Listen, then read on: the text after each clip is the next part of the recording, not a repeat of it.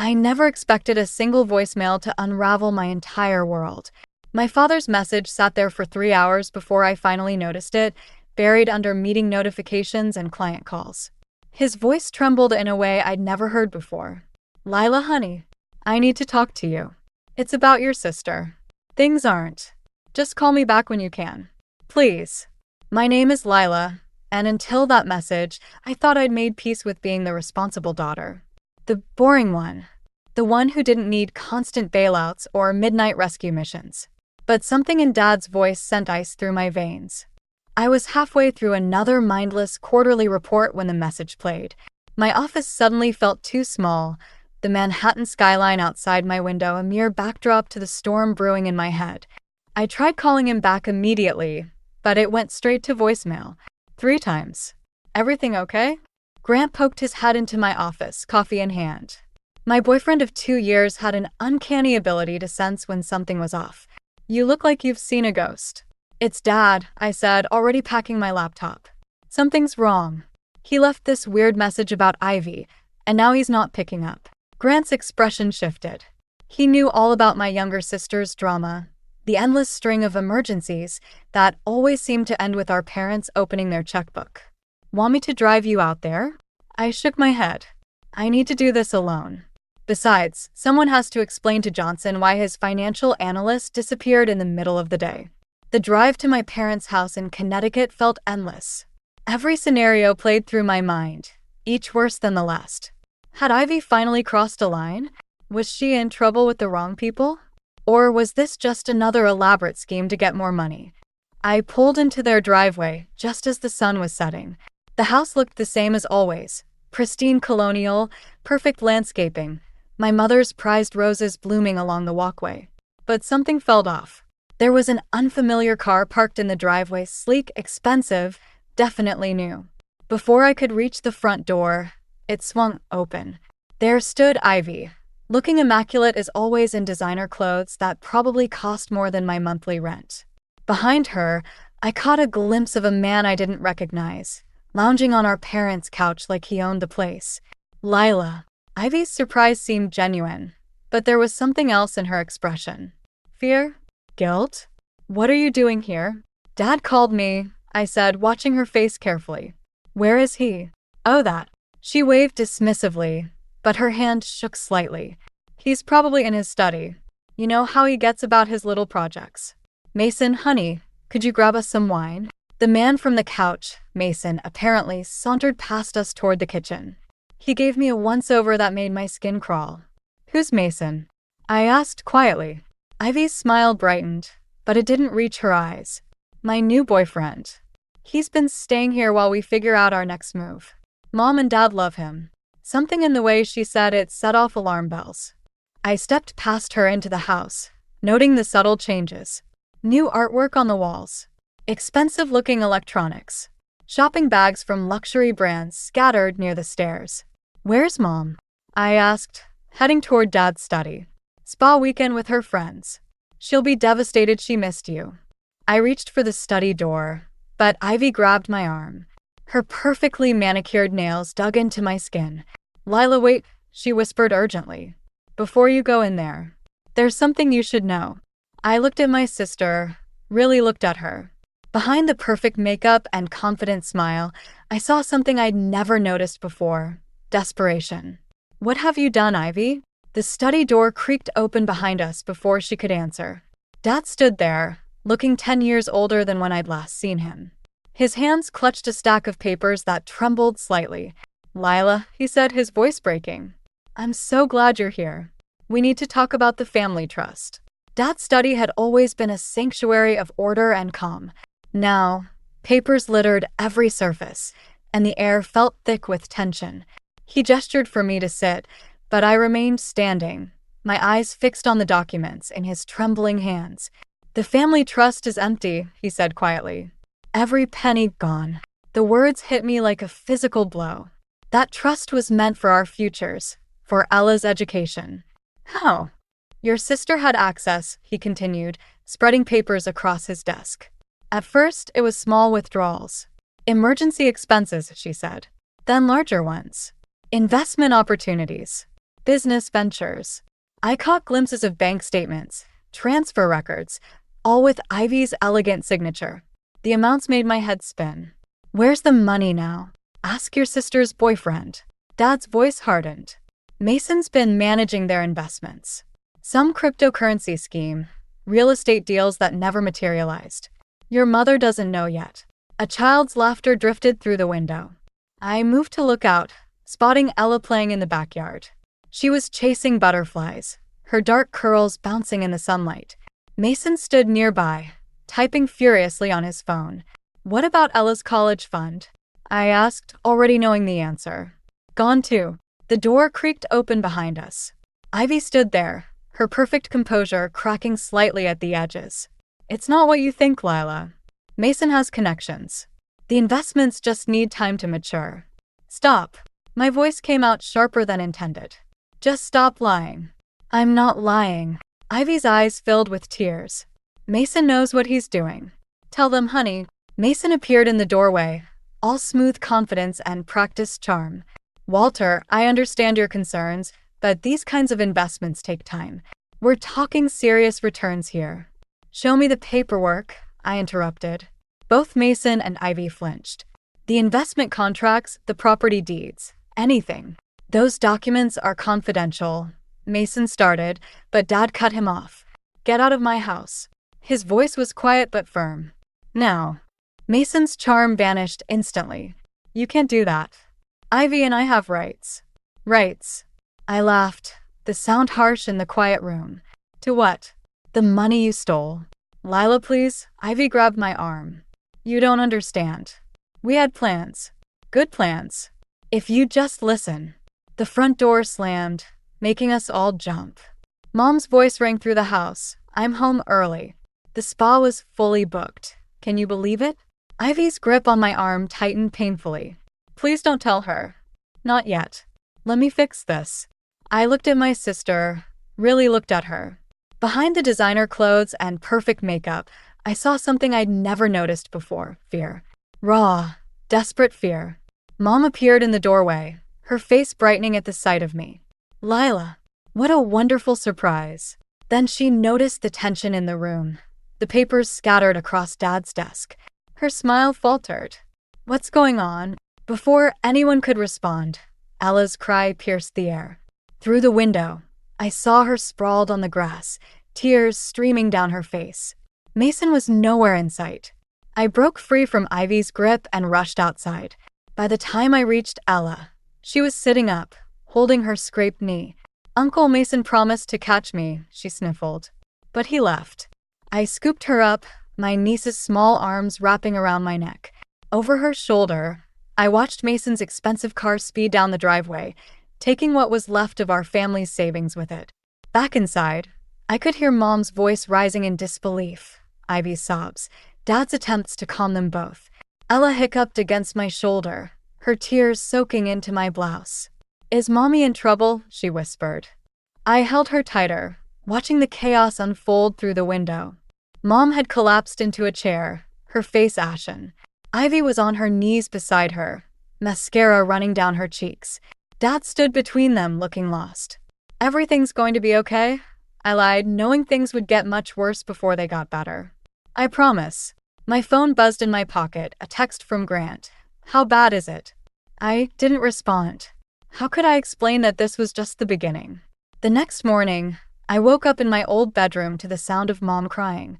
I'd stayed overnight to help sort through the financial mess, but nothing prepared me for what I found in Dad's office at dawn.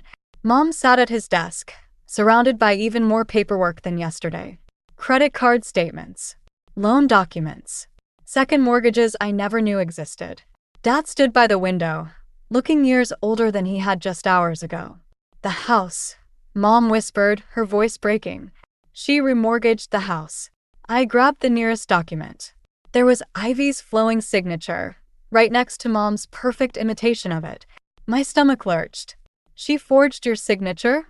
No, Mom's shoulders slumped. I signed. She said it was for Ella's future. A business opportunity that would set them up for life.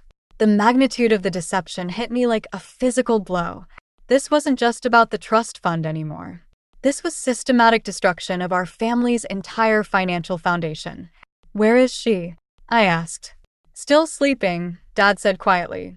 She took some pills last night. Said she couldn't handle the stress. I fought back a bitter laugh.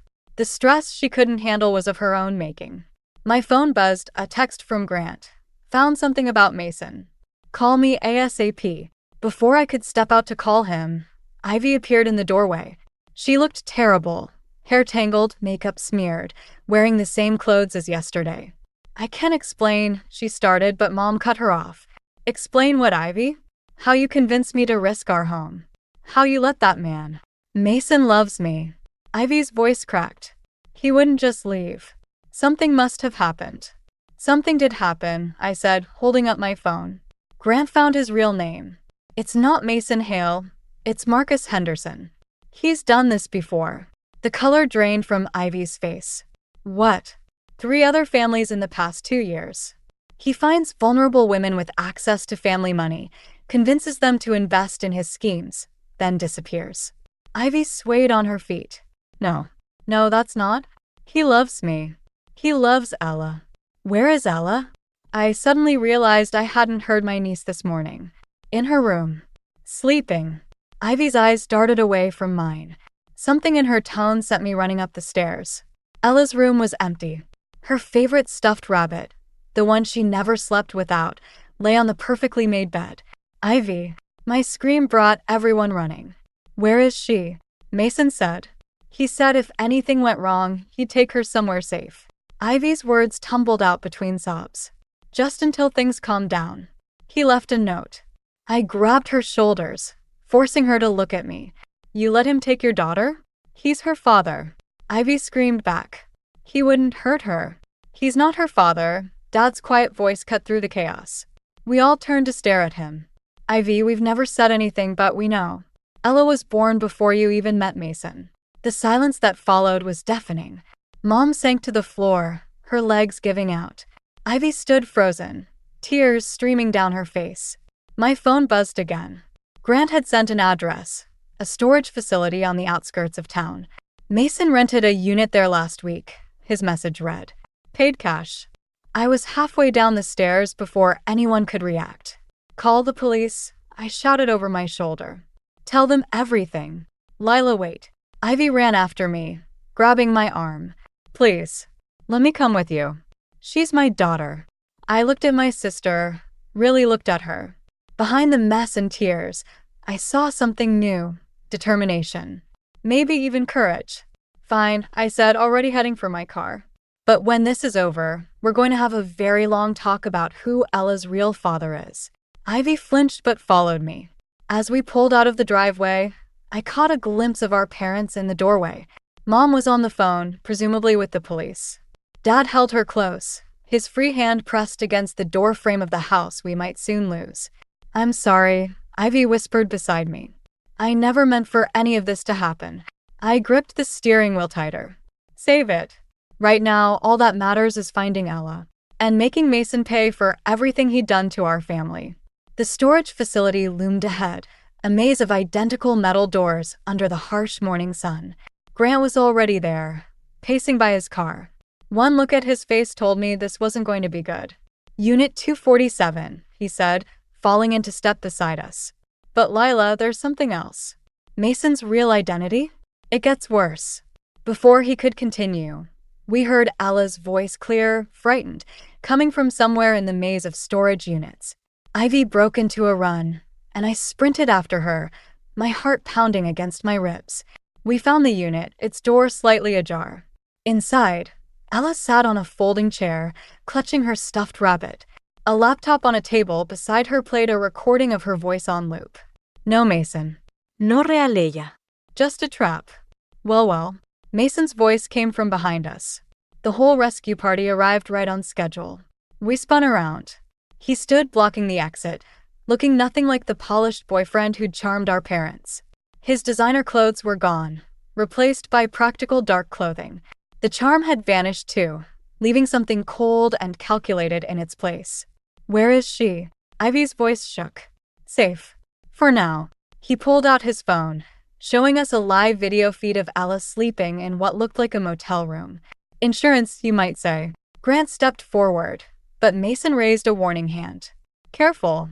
One call, and my partner moves her somewhere you'll never find. Partner? I caught Grant's eye. This was the something worse he'd try to tell me. You really should have dug deeper into your family history, Lila. Mason's smile turned cruel. Asked your mother about her first marriage.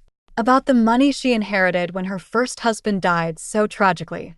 The pieces clicked together with sickening clarity. Mom's occasional mysterious phone calls.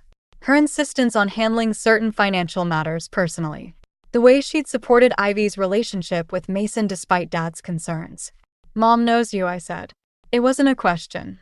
Knew my father, actually. Before she married yours. Mason leaned against the doorframe, casual as if discussing the weather. She's been quite helpful, making sure Ivy trusted me. Keeping Walter in the dark about certain arrangements. Beside me, Ivy made a sound like she'd been struck. Mom. Helped you. Why do you think she signed those papers so easily? Mason laughed. Though I'll admit, she thought this was just about money. She has no idea about Ella. Speaking of which, he held up his phone again. The video feed had changed. Ella was awake now, crying for her mother. Here's the deal. The trust fund money is gone, but we all know there's more. Offshore accounts. Property in the Caymans. Your mother's been quite busy over the years. I don't know anything about. I started, but he cut me off. No, but she does. And now you have motivation to help me get it. Let's call this generational justice. A police siren wailed in the distance. Mason's expression hardened. You have 24 hours. Get your mother to transfer everything to the accounts I'll send you, or Ella disappears permanently. He backed away, then added with a twisted smile, Oh, and Ivy? Maybe ask her about Ella's real father while you're at it. That's quite a story, too. He vanished around the corner. Grant ran after him but returned seconds later, shaking his head. He's gone. Car was waiting. Ivy had collapsed against the storage unit wall, her whole body shaking. Mom knew. All this time she knew. My phone buzzed, a text from an unknown number with banking details and a photo of Ella, tears streaming down her face as she held today's newspaper. We need to talk to Mom, I said, helping Ivy to her feet. Now. And say what? Ivy laughed bitterly. Hey Mom, remember your first husband's son? The one you've been helping steal from us. Grant touched my arm gently. Lila, there's more you need to know about your mother's first marriage. About how her husband really died. The sirens were getting closer. We had 24 hours to unravel decades of family secrets, face our mother's betrayal, and somehow save Ella. And something told me we'd only scratched the surface of how deep this conspiracy went. Let's go, I said, already moving. It's time to find out exactly who our mother really is. The drive home felt like moving through a nightmare. Every traffic light was a countdown to disaster, every second ticking away against Ella's chances. Mom and Dad were waiting in the living room when we arrived, their faces drawn with worry. The police are looking for Mason. Dad started, but Mom's sharp intake of breath stopped him. She knew. One look at her face and I could see it all, the guilt, the fear, and something else. Calculation. How long have you been planning this? I asked quietly. Mom's composure cracked for just a moment. Planning what? Don't. Ivy's voice was raw. Just don't. Mason told us everything. About your first husband. About helping him get close to us. Dad turned to Mom. Confusion etched across his face. Celeste. It wasn't supposed to be like this, Mom whispered. She reached for her purse, pulled out a sleek tablet. Richard, my first husband, he stole everything from me. When his son contacted me last year, said he could help me get it back. By stealing from your own daughters? My laugh sounded hollow, even to my ears. By putting your granddaughter in danger? Ella. Mom's face went pale. What about Ella? Grant stepped forward, laying printed documents on the coffee table. Mason has her. And he's demanding access to offshore accounts you apparently set up years ago. That's impossible, Mom said, but her hands were shaking. Those accounts were just insurance. No one knows about them except Richard's old partners, Dad finished. We all turned to look at him. I found some old papers last month. That's why I called you, Lila. I was trying to figure out how to tell you that your mother's first husband didn't die in an accident. He disappeared with millions, leaving her to take the fall for his investment fraud. Mom sank into her chair. I spent years rebuilding our reputation, protecting you girls from that scandal. When Mason said he could help me recover what Richard stole. So you helped him target Ivy? I couldn't keep the disgust from my voice. Your own daughter? I didn't know about Ella, Mom repeated desperately. You have to believe me. I thought we could all get justice. My phone buzzed. Another photo of Ella, this time with a clock clearly visible. 20 hours left. Justice. Ivy laughed bitterly. Look what your justice got us, Mom. My daughter is missing, our family's broke, and for what? Revenge against a man who's probably dead. He's not dead. Grant's quiet voice cut through the tension. Richard Hale is very much alive. And according to my sources, he's in town. Mom's tablet slipped from her fingers, clattering to the floor. On its screen, I caught a glimpse of banking information, accounts holding millions. That's what this is really about, isn't it? I picked up the tablet. Not justice. Not revenge. Mason wants access to these accounts because his father's planning something bigger. We have to call the police, Dad said, reaching for his phone. No. Mom grabbed his arm. If Richard finds out I've talked, there are things you don't know. Things I've done. Another photo came through on my phone. Ella was crying harder now, and a bruise was visible on her arm. I don't care what you've done, I said, my voice steel. But you're going to help us fix this. Now. How? Mom whispered. I looked at the banking information on her tablet, then at Grant. Years of financial analysis had taught me to spot patterns and something about these transactions. We're going to give Mason exactly what he wants, I said slowly. Access to the accounts. But first, we're going to lay a trap. Call Richard. Tell him you're ready to talk. Lila, no, Grant warned. These people are dangerous. So am I. I met Mom's eyes. You wanted justice? Let's get it. But we do this my way. For Ella. Mom nodded slowly, tears streaming down her face. For Ella. The clock on my phone showed 19 hours remaining. Time to find out just how far I'd go to save my niece, and whether our family could survive the truth that was about to come out. The cafe was nearly empty when Richard Hale walked in. He looked nothing like Mason, tall, elegant, with silver hair and the kind of confidence that only comes from decades of getting away with everything. Mom's hands shook as she raised her coffee cup. Celeste, he said warmly, sliding into the booth across from us. You look exactly the same. I watched Mom's facade crack slightly. Beside me, Grant tensed, his hand brushing against the recording device hidden under the table. Where's my granddaughter? Richard's smile never wavered. Where's my money? Mom countered. He laughed, the sound sending chills down my spine. Still direct. I always loved that about you. His eyes shifted to me. And this must be Lila. The smart one, according to Mason. Cut the small talk, I said. We know what you want. Do you? He pulled out his phone, showing us a new video of Ella. She was sleeping again, but something wasn't right. Her breathing looked shallow, irregular. What did you do to her? My voice cracked. Nothing permanent. Yet. Richard's expression hardened. The accounts, Celeste. All of them. Not just the ones Mason found. Mom went pale. I don't lie to me. His voice dropped dangerously low. You think I didn't know about Hong Kong? Singapore? You've been moving money for years, building your own little empire. Did you really think I wouldn't notice? My phone buzzed, a text from Ivy. Police found the motel. Empty. Blood on the sheets. The world tilted sideways. I grabbed the table to steady myself, mind racing. This wasn't supposed to happen. We had a plan. The police were watching. Grant's hand gripped my knee under the table, warning me to stay calm. Time's running out, Richard continued pleasantly. For everyone. Mason tells me Ella's been asking for her mother. Shame if something happened before they could reunite. The transfers are ready, Mom whispered, sliding her tablet across the table. Everything. Just, please. Richard examined the screen, then smiled. Almost everything. He looked directly at me. Except the account in Grand Cayman.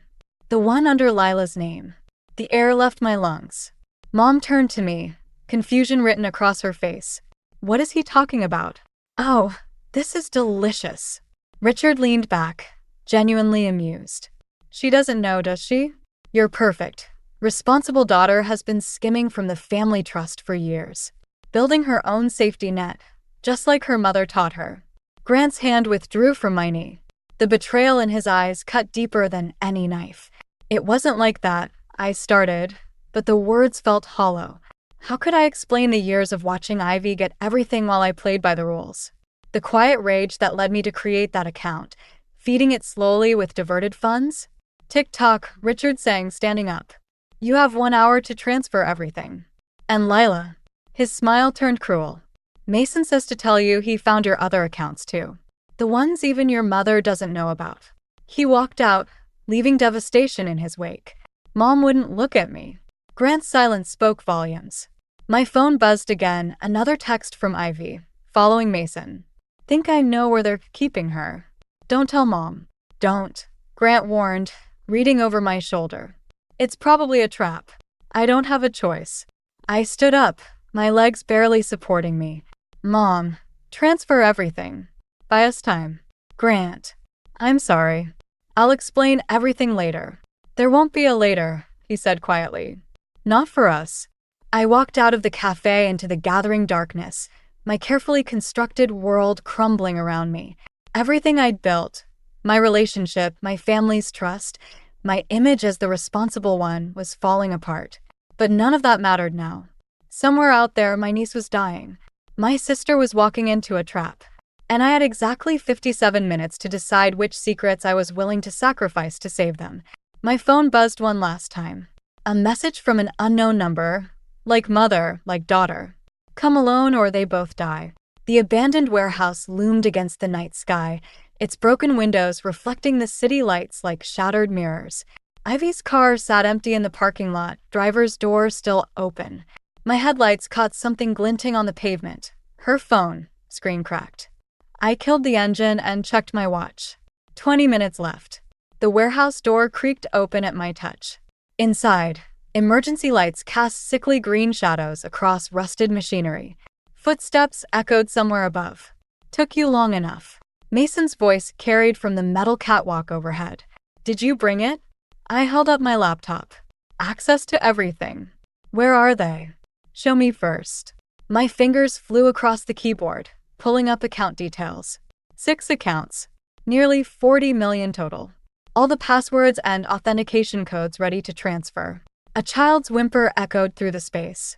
My head snapped up, catching movement in the shadows above. Interesting, Mason said, stepping into the light. But what about the 7th account? The one you opened the day Ella was born. My blood ran cold. Behind Mason, I could see Ivy now, held firmly by Richard. Ella wasn't with them. Where is she? My voice shook. Safe, Richard called down. For now. Unlike your sister here, who just couldn't stay away. Ivy struggled against his grip. Lila, don't. It's not about the money. They're using us too. Richard's hand clamped over her mouth. That's enough, dear. Mason, show her. Mason tossed something over the railing. It landed at my feet, a familiar leather portfolio. Dad's company letterhead peeked out from inside. Your father's been quite busy, Mason smiled. All those years helping your mother hide her fortune, he picked up some useful skills. Skills that certain organizations would pay handsomely to acquire. The pieces clicked together. You're using our accounts to launder money. Smart girl. Richard released Ivy, shoving her toward the stairs. But not smart enough. Your little secret account? It's been perfect for moving funds internationally. Small amounts, regular intervals, all looking legitimate thanks to your sterling reputation. Ivy stumbled down the metal steps, her face bloody. They killed him, she gasped. Ella's real father. He found out what they were doing and... A gunshot cracked through the air. Ivy screamed, clutching her arm. Blood seeped between her fingers. Last chance, Mason said. The final account. Now. My laptop felt heavy in my hands. Years of resentment, of playing it safe while Ivy took risks, had led to this moment. I'd created that account out of spite, fed it with stolen money out of some twisted sense of justice. Now it might get us all killed. Okay, I said quietly. You win. I set the laptop down, hands raised. Mason descended the stairs, gun trained on me. Behind him, Richard dragged Ivy to her feet. The authentication code, Mason demanded. I smiled. Check your phone. His brow furrowed. A second later, every emergency light in the building flashed red. Sirens wailed in the distance. What did you? The code triggered a failsafe, I said. Every transaction from the past year, every shell company, every hidden transfer, it's all being sent to the FBI right now. Richard's curse echoed through the warehouse. Mason lunged for me, but I was already moving. The gun went off, the shot going wide. Mom's at the motel. I told Ivy as chaos erupted around us. She found Ella. They're safe. Mason recovered, taking aim again. But Ivy was faster. She slammed into him, sending them both crashing into a stack of crates. The gun skittered across the floor. Richard's footsteps pounded overhead, racing for the back exit. Flashlights bounced off the walls as FBI agents swarmed in through every entrance. I grabbed Ivy's good arm, pulling her towards safety. I'm sorry, I whispered. For everything. She squeezed my hand, tears cutting through the blood on her face. Me too. Outside, red and blue lights painted the night. Mom stood by an ambulance, Ella wrapped safely in her arms. Grant was there too, talking to the agents. Our eyes met across the parking lot. He nodded once, and I knew somehow we'd find our way back from this. But first, we had a family to rebuild. 6 months later, I stood in the courthouse parking lot, watching Mason and Richard being led away in handcuffs. The trial had been brutal, forcing every family secret into the harsh light of public scrutiny. But it was finally over. They'll be in prison for a long time, Grant said quietly beside me. We weren't back together. Not really. But we were talking again. Baby steps. Ivy emerged from the courthouse, her arm still in a sling. Ella skipped beside her, clutching her ever-present stuffed rabbit. They looked different now, both of them. Lighter somehow, despite everything they'd lost. Ice cream? Ella asked, tugging at my hand. Some things hadn't changed. Actually, Ivy said, we need to stop by the house first. Dad wants to show us something. The family home had survived, barely. Mom's careful financial planning had protected just enough to keep it, though the interior was mostly empty now. The artwork and luxury items were long gone, sold to pay restitution. Dad waited in his study, surrounded by boxes. Girls, he smiled, looking more like himself than he had in months. Help me with these. Inside each box were photos, documents, letters, pieces of our family history we'd never seen. I've been keeping these, Dad explained, waiting for the right time. He handed Ivy a worn envelope. Inside was a photograph of a young man in a military uniform. Ella's father, Dad said gently. James Mitchell. He worked at my company, discovered the money laundering scheme. He tried to stop it. Ivy's hands trembled as she traced the man's features, so similar to Ella's. Why didn't you tell me? He asked me not to. He was gathering evidence, trying to protect you both. When he disappeared, Dad's voice caught. I should have done more. You did what you could, I said, remembering the careful records Dad had kept. The quiet ways he'd tried to shield us while gathering evidence of his own. Mom appeared in the doorway, hesitating before entering. She looked older now, but somehow more real without the perfect facade she'd maintained for so long. I found this, she said, holding out a small notebook. In Richard's things after the arrest. It was a ledger, filled with dates and numbers. But in the margins were notes, observations about our family, about Ivy and me, stretching back years. Richard had been watching us, planning, long before Mason entered our lives. He was never going to stop, Mom whispered. Using us, hurting us. I thought I was protecting you all, but we all made mistakes, I said, thinking of my own secret account, now seized as evidence. We all thought we were doing the right thing. Ella climbed into my lap, flipping through one of the photo albums. Who's that? She asked, pointing to a picture of 2 little girls, Ivy and me covered in mud, laughing in the backyard. That's your mom and me, I smiled. Before things got complicated. Are they still complicated? Ivy caught my eye across the room. Something passed between us, understanding maybe. or forgiveness. Getting simpler every day, she answered. Later, as we sorted through the remains of our past, Grant pulled me aside. Your father showed me something else, he said, handing me an envelope. He wanted you to have it when you were ready. Inside was a letter from James Mitchell, dated just days before his disappearance. He'd written about courage, about doing the right thing even when it cost you everything, about protecting those you love by telling them the truth. At the bottom was a postscript: watch over them, all of them. Sometimes the strongest families are built from broken pieces. I looked around the study at Mom and Dad, heads bent together over old photos, at Ivy, teaching Ella to make paper airplanes from blank ledger pages, at Grant, still here despite everything. We were different now. Stronger maybe, or at least more honest about our weaknesses. The money was gone, the secrets exposed, the carefully constructed images shattered. But as Ella's laughter echoed through the empty house, I realized something. Sometimes you have to lose everything to find what was missing all along. Ready for that ice cream? I asked. Ella grabbed my hand, then Ivy's, pulling us toward the door, toward whatever came next. Together.